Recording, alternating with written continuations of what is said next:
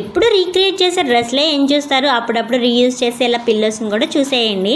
ఏంటి పిల్లోస్ అన్నిటి ఇంత డట్టిగా అయిపోయినాయి, ఇప్పుడు నువ్వు యూజ్ చేస్తావా అనుకుంటారు కదా. మనం పిల్లోస్ అన్నీ ఇంట్లో కొన్ని మెత్తని పిల్లోస్ వాడతాం, కొన్ని గట్టిగా ఉన్నాయి వాడతాము. అందులో గట్టిగా ఉన్నాయి బాగానే ఉంటాయి, మెత్తగా ఉన్నాయి కొన్నాళ్ళు పోగా ఇలా ఉండలుగా వచ్చేస్తాయి అనమాట. సో ఇప్పుడు వీటన్నిటిని రీక్రియేట్ చేస్తున్నాను. ఎందుకమ్మా ఇంత కష్టం, 200 పెట్టి ఒక పిల్లో తెచ్చుకుని వాటన్నిటిని డస్ట్బిన్లో పడేస్తే పని అయిపోతుంది కదా అనుకోవచ్చు.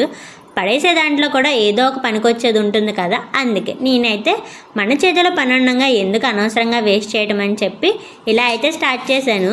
దీన్ని చూసి చాలామంది దీనికి ఏం పని లేదు అనుకోకుండా ఉండొచ్చు, కొంతమంది మెచ్చుకుని కూడా ఉండొచ్చు. మెచ్చుకునే వాళ్ళందరూ ఒక లైక్ అన్నా చేసి వెళ్ళండి.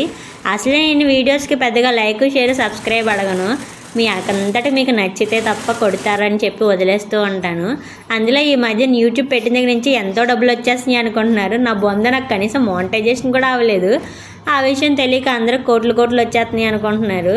చాలామంది అయితే యూట్యూబ్లో బాగా డబ్బులు వస్తున్నాయి కదా, దీనికి ఏమీ తెలియట్లేదు, మనీ అంతా వేస్ట్ చేస్తున్నారు అంటున్నారు. అసలు కనీసం మానిటైజేషన్ అవ్వకపోతే డబ్బులు రావన్న ఒక మినిమం కూడా తెలియదు వాళ్ళకి.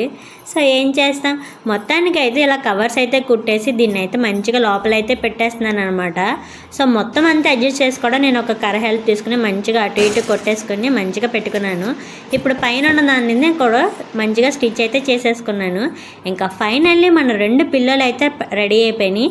చూసారా, బయట నుంచి తీసుకొచ్చినా సరే మళ్ళీ కొన్నాళ్ళు కన్ఫామ్ ఉండలు కట్టేస్తుంది.